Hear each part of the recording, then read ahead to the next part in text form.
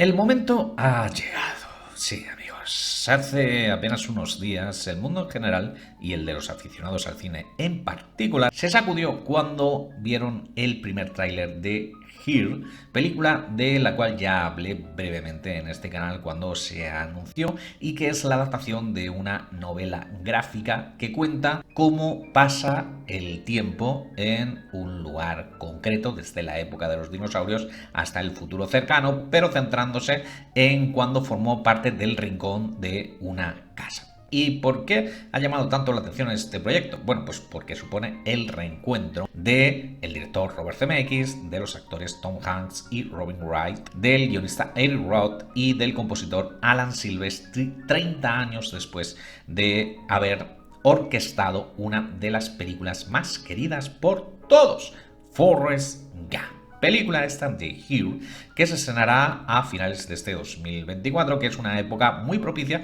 para este tipo de películas, pero no solamente eso, sino que también favorecerá el hecho de que los críticos la tengan fresca en la memoria de cara a las nominaciones a los principales premios, vamos, los Globos de Oro y los premios Oscar. Es cierto que además también ha supuesto un revuelo, lo que hemos visto en el tráiler, que de momento ha sido poca cosa, pero bueno, ha supuesto un revuelo el hecho de que Robert Zemeckis, que es un director que siempre ha estado muy a favor de las nuevas tecnologías, por ejemplo en la captura de movimientos que hizo en películas como Beowulf, o como en Cuento de Navidad, o como en The Polar Express, que es otra de sus colaboraciones con Tom Hanks, a quien también tuvo bajo sus órdenes en el live action de Pinocho. Bueno, pues esta vez ha elevado la apuesta y ha rodado la película en los estudios Pinewood de Londres con una nueva tecnología bautizada como Metaphysics, que utiliza la inteligencia artificial para rejuvenecer en tiempo real a los actores, ya que tanto Tom Hanks como Robin Wright aparecen a lo largo del tráiler tal y como son ahora, pero también como lo eran cuando tenían 20 o 30 años. Sí, el futuro también nos ha alcanzado. Y el caso es que este tráiler de Here me ha hecho pensar de nuevo en la secuela, ¿no? En ese reencuentro de los responsables de Forrest Gump, bueno, pues en por qué no vimos nunca la secuela de Forrest Gump, que estuvo durante pues más de una década en lo que se conoce como el infierno del desarrollo. Mucho de lo que hablar en el vídeo del día de hoy en Orgullo Fan, así que cabecera y comenzamos.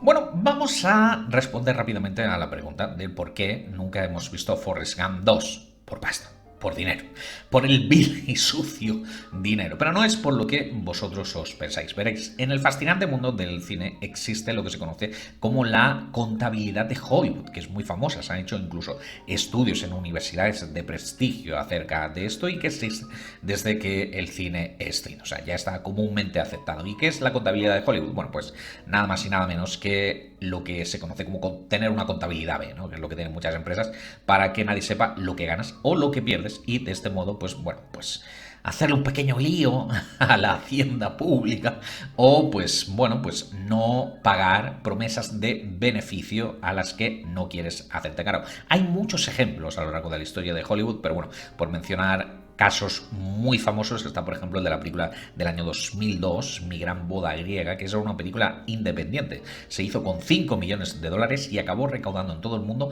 más de 300. Bien, pues con todo y con eso, la productora responsable de hacer la película sigue declarando a día de hoy que perdió 20 millones de dólares haciendo esa película. Es decir, se hizo con 5 millones y perdieron 20.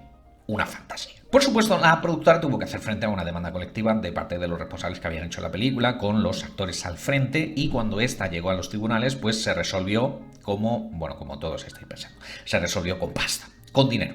Pero no como estáis pensando, ya que en Hollywood también son muy famosos la forma de llegar a acuerdos, ¿no? Es decir, no pagándote lo que te deben, sino con más trabajos, haciéndote trabajar más. Es decir, en lugar de pagar lo que les debían a los actores en concepto de beneficios de taquilla, pues lo que hicieron fue prometerles que iban a hacer más películas juntos. Y efectivamente, Mi Gran Boda Griega se convirtió en una franquicia de medios, dio lugar a 2 secuelas y a una serie de televisión. Y recordáis que más recientemente, durante la pandemia, pues lo mismo sucedió con 2 producciones de Disney y con las actrices Scarlett Johansson y Emma Stone, que denunciaron que no habían recibido un porcentaje de taquilla, ya que ambas eran productoras respectivamente tanto de Black Widow como de live action de Cruella, vamos, de la villana de 101 Dálmatas, y claro, pues la película no se estrenó en salas de cine, así que Disney les dijo, pues del porcentaje de taquilla, pues nada que hablar, porque claro, como no ha pasado por taquilla, pues no tenemos nada que pagaros. Y al final la cosa se resolvió porque, bueno, pues le prometieron a Scarlett Johansson que iban a contratarla para una nueva adaptación de La Torre del Terror, que es una de las atracciones de sus parques temáticos, y a Emma Stone le prometieron que también iba a hacer la secuela de Cruella de Vil, de la cual, por cierto, se habló que posiblemente podría tener como villana a Taylor Swift. En cualquier caso, ninguna de estas 2 películas se ha hecho de momento y no hay actualizaciones al respecto de las mismas desde hace, pues yo qué sé, pues un par de años por lo menos. Bueno, pues básicamente esto es lo que pasó en 1994 con el estreno de Forrest Gump. Y es que Paramount Pictures tenía claro que la película iba a ser un éxito, pero no sabían que iba a ser un éxito tan grande. Hasta el punto de que en la primera semana de su estreno destronó a la todopoderosa El Rey León, que llevaba un mes en cartel, sí, pero bueno, la destronó. Debutó como número 1, Forrest Gump. Y entonces, automáticamente, el consultor de negocios de Hollywood, Jeffrey Hilton, aconsejó a la productora que duplicase el presupuesto de la película en su contabilidad. Es decir, de la noche a la mañana, Forrest Gump, es que esto es muy fuerte. De la noche a la mañana, Forrest Gump, que había costado 55 millones el hacerla, bueno, pues pasó mágicamente a haber costado 110 millones de dólares. Y no solamente eso, sino que semana tras semana Forrest Gump iba batiendo récords de audiencia en su país de producción, vamos, en Estados Unidos. Hasta el punto, bueno, de que durante muchos años fue la película más taquillera de Tom Hanks hasta el estreno del Código Da Vinci. Bueno, pues llegó el punto de que la película en Estados Unidos superó los 300 millones de dólares de recaudación y entonces la propia Paramount la quitó de los cines.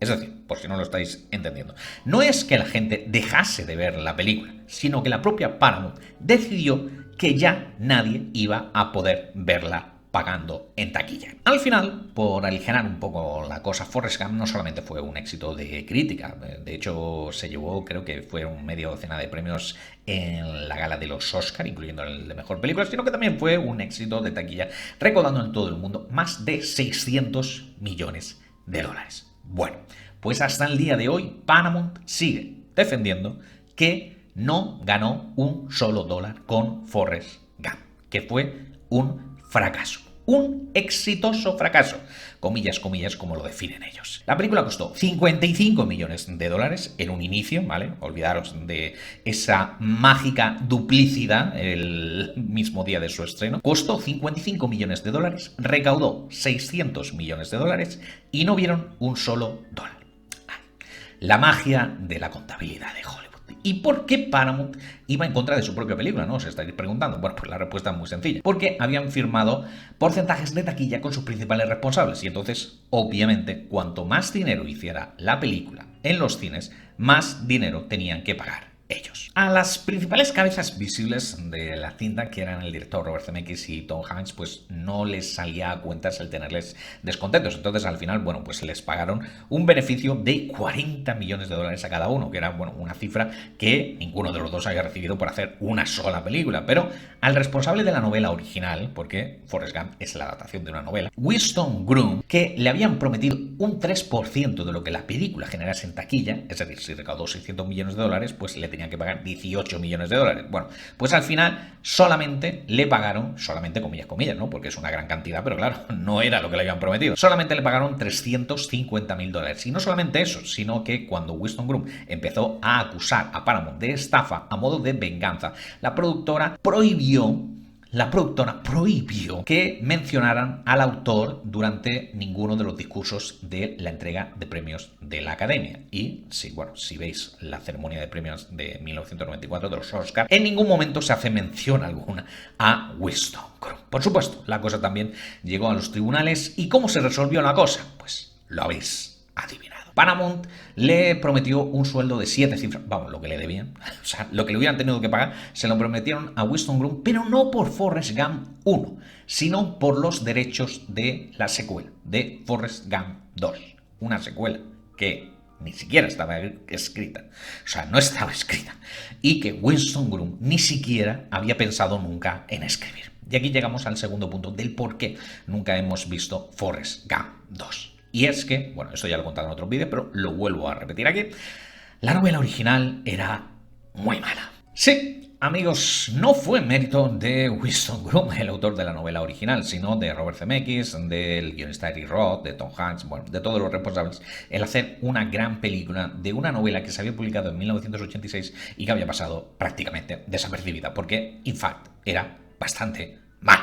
O sea, bastante mal. Bueno, por supuesto, a raíz del acuerdo que había firmado con Paramount, pues Winston Groom se dio prisa para escribir una secuela que llegó a las estanterías al año siguiente, en 1995, para que, bueno, porque la gente lo tuviera bien fresca, ¿no?, en la memoria, la película que les había enamorado en los cines. Y a pesar de que Winston Groom hizo más parecida toda la novela a lo que se había visto en la pantalla grande, asemejando al protagonista, es decir, a Forrest Gump, no tanto a un Homer Simpson, que era a lo que se parecía en la primera novela, sino al mencionado Tom Hanks. Bueno, pues a pesar de todo eso, Gump and Co., que es el título de la secuela oficial de Forrest Gump, era igual de mala que su predecesor. Bueno, y ya que hablo del actor, de Tom Hanks, tengo que decir que lo más destacable de esta secuela de Gump and Co. era que Forrest y su hijo, que en la película era interpretado brevemente por Haley Joel Osment, previo al fenómeno sociológico que fue el sexto sentido, bueno, Forrest y su hijo conocían al propio actor en las páginas de la novela durante el rodaje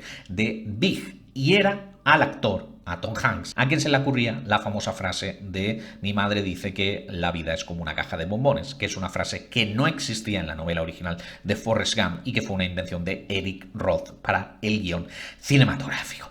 Y también Winston Groom, claro, pensando en que de esto se podía hacer una película, pues se las ingeniaba para que a lo largo de las páginas aparecieran también el teniente Dan, Gary Sinise, en la película, vamos, que de hecho ganó el premio de la Academia, y la propia Jenny, bueno, su fantasma, ¿no?, pensando en que Robin Wright también pudiera aparecer en la película. Y al igual que sucedía en la película, insisto, en la película, no en la novela original de Forrest Gump. Bueno, pues Forrest se las ingeniaba para tener algo de incidencia en eventos conocidos de la vida real, como la caída del muro de Berlín o la detención de Saddam Hussein tras la guerra del Golfo. Vamos, que ni por esas. Como os decía en la introducción, la secuela de Forrest Gump ha estado como más de una década en desarrollo en Hollywood, y al final Robert Zemeckis y Tom Hanks llegaron a la conclusión de que pues, no les valía la pena, ¿no?, el hacer una segunda parte, hacer por hacer, y que ensuciara el recuerdo, la imagen, el recuerdo colectivo, ¿no?, de todas las personas que habíamos visto y nos había encantado la primera entrega. Bueno, Tom Hanks incluso asegura que la reunión para decir, oye, hacemos una segunda parte, que solamente duró 40 minutos. O sea, 40 minutos es lo que estuvieron pensando en, oye, realmente hacemos una segunda parte, de lo que estoy completamente seguro. Bueno, por no mencionar que Winston Groom, el autor tanto de la novela como de su secuela, falleció en el año 2020, así que Paramount definitivamente se ahorró el tener que pagarle ese cheque de 7 cifras, porque obviamente la mayor cantidad de ese dinero estaba supeditada a que la película finalmente tuviera luz verde. O sea que vamos, que ganó una vez más la contabilidad de Hollywood, ganó. Sí, vamos. De lo que estoy seguro, que es con lo que os quería terminar el vídeo del día de hoy, es que tanto Robert Zemeckis como el guionista, como Eric Roth, como los actores Robin Wright y Tom Hanks, como el compositor Alan Silvestri, estoy convencidísimo de que se han pasado años buscando otro proyecto que les volviera a unir, que esto es algo que se suele hacer muchas veces en equipos creativos que han funcionado. Una especie de secuela espiritual de Forrest Gump, pero que no fuera, in fact, Forrest Gump 2. Y ese proyecto pues ha sido esta Here, que veremos a finales de este mismo año 2024. Pero, ¿sabes una cosa graciosa y que me ha hecho pensar y hacer el vídeo del día de hoy? Bueno, pues que esa película no la va a estrenar Paramount. La productora es Miramax y la distribuidora va a ser Sony Pictures. Oye, ¿por qué será? En fin, y de eso os quería hablar en el vídeo de hoy de Orgullo Fan. Dejadme en la caja de comentarios qué es lo que os parece, que yo le estaré dando feedback como siempre, y hasta que nos volvamos a escuchar, pues venga. ¡Chao, familia!